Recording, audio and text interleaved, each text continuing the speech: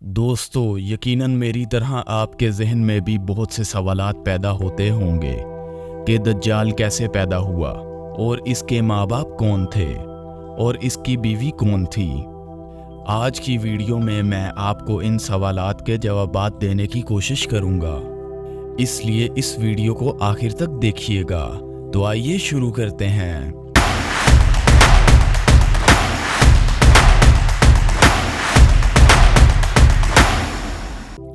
दोस्तों, दज्जाल के बारे में बहुत से उलमा इकराम का ख्याल है कि वो एक इंसान है जो हज़रत इब्राहीम अलैहिस्सलाम के दौर में मौजूद था और अल्लाह ने शैतान के साथ साथ दज्जाल की मौत को भी एक मुद्दत तक मुलतवी कर दिया और यही वजह है कि दज्जाल आज तक ज़िंदा है।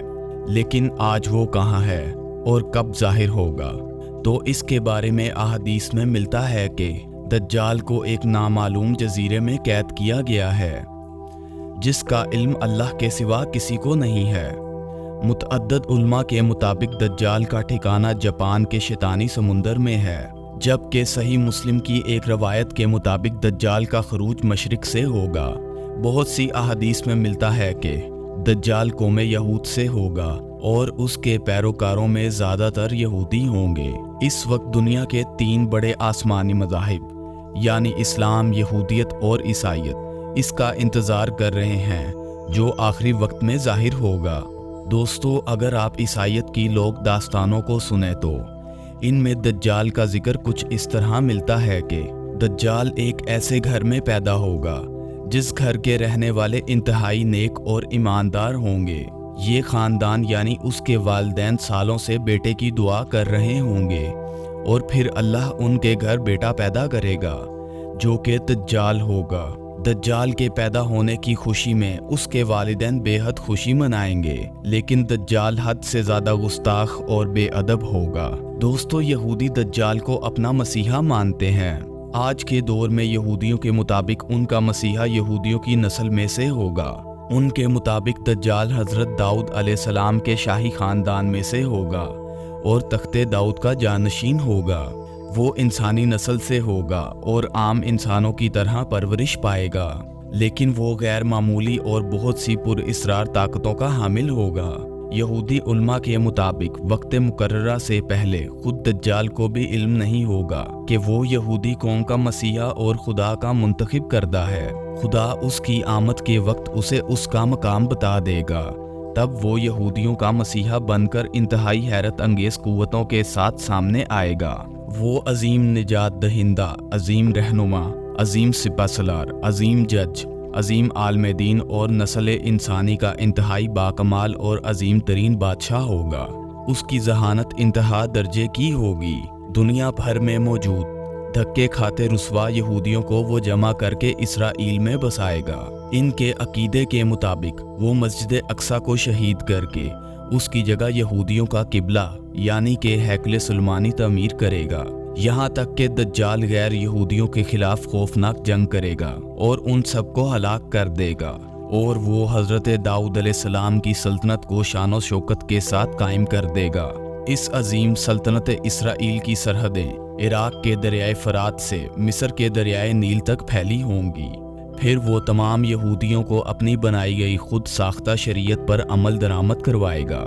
दोस्तों, यहूदियों की किताबों में दर्ज है कि खुदा ने दुनिया की बादशाहत को सिर्फ हज़रत दाऊद अलैहिस्सलाम की नस्ल यानी यहूदियों के लिए मनसूख कर रखा है। लिहाजा इनका मानना है कि दज्जाल एक अजीम पैगंबर होगा, लेकिन हज़रत मूसा से कम अजीम होगा और हज़रत मूसा अलैहिस्सलाम जैसा तो कोई पैगंबर नहीं हो सकता।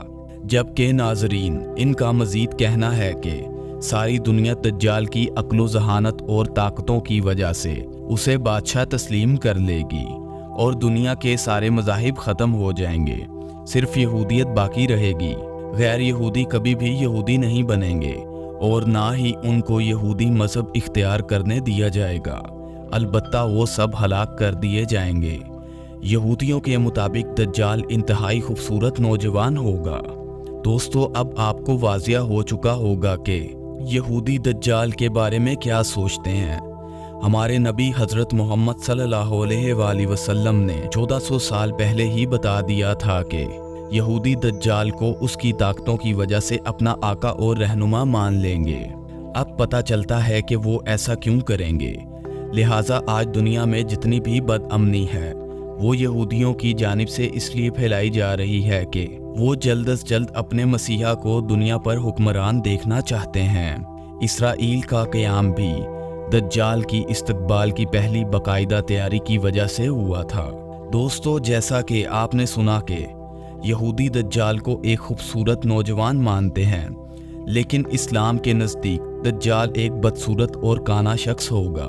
اس کے بال ایسے گھنگرالے ہوں گے کہ جیسے اس کے سر سے سانپ لٹک رہے ہوں۔ وہ ایک جگہ نہیں رکے گا۔ اس کی رنگت سرخی مائل سفید ہوگی۔ اس کی پیشانی نمایاں اور گردن بہت چوڑی ہوگی۔ اس کا قد چھوٹا ہوگا اور اس کی کمر میں کب ہوگا۔ اس کے باوجود وہ بہت طاقتور ہوگا۔ وہ عام انسانوں کی طرح چل نہیں سکے گا۔ دجال ایک مرد ہوگا اور اولاد پیدا کرنے کی صلاحیت سے محروم ہوگا۔ اس کی پیشانی پر دونوں آنکھوں کے درمیان کافر یا پھر کاف فیرے لکھا ہوگا۔ دوستو، بہت سی روایات میں دجال کے والدین کا ذکر ملتا ہے، جن کے مطابق ان کے پاس 30 سال تک کوئی اولاد نہ ہوگی، پھر اللہ ان کے ہاں بیٹا پیدا کرے گا جو اصل میں دجال ہوگا۔ لیکن یہ تمام روایات سند کی کمزوری کی وجہ سے پایہ ثبوت تک نہیں پہنچ پاتی۔ ایک دفعہ امام برزنجی نے دجال کے نسب کے بارے میں فرمایا تھا کہ دجال جنات پر قابو رکھتا ہے، جس نے جنات کی نسل میں شادی کی تھی، اور دجال کے آباء و اجداد کا تعلق حضرت سلیمان علیہ السلام کے دور سے ہے۔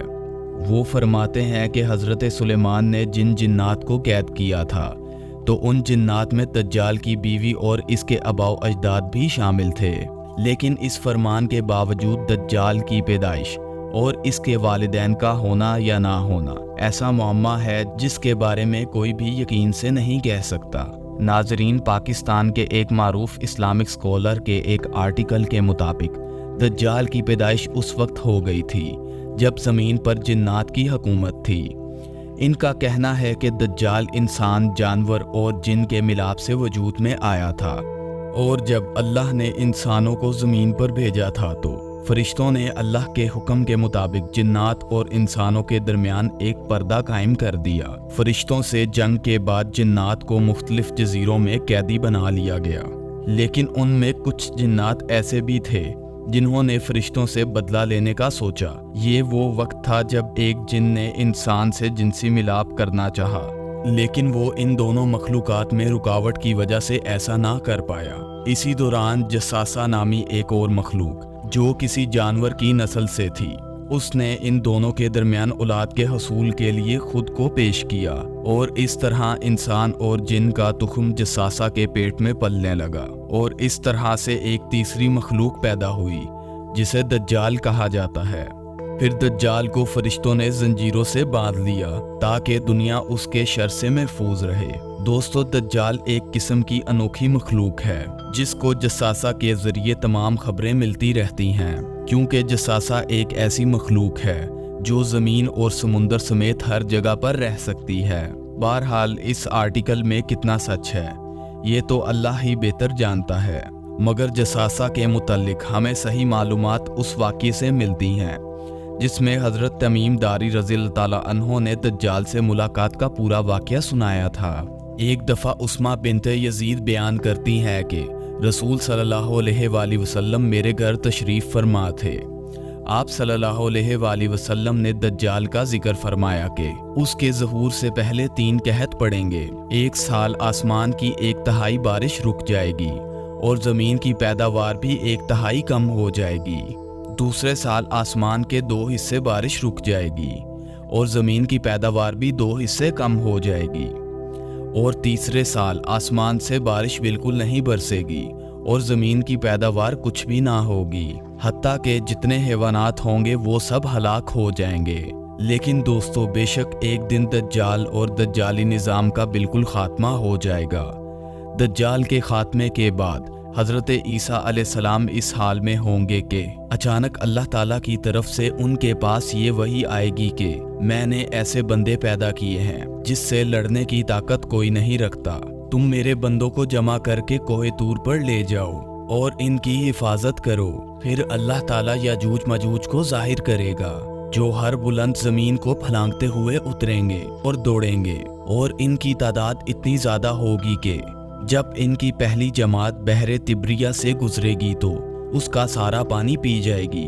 फिर जब इस जमात के बाद आने वाली जमात वहां से गुजरेगी तो बहरे तिब्रिया को देखकर कहेगी कि कभी यहाँ भी पानी हुआ करता था। इसके बाद याजूज मजूज आगे बढ़ेंगे, यहाँ तक कि जिबले खबर तक पहुँच जाएंगे, जो कि बैतुल मुकद्दस का एक पहाड़ है, और वो जुल्म, अजियत रसानी और लोगों को पकड़ने और कैद करने में मशगूल हो जाएंगे, और फिर कहेंगे कि हमने ज़मीन वालों को ख़त्म कर दिया, चलो अब आसमान वालों का खात्मा करते हैं। चुनांचा वो आसमान की तरफ अपने तीर फेंकेंगे।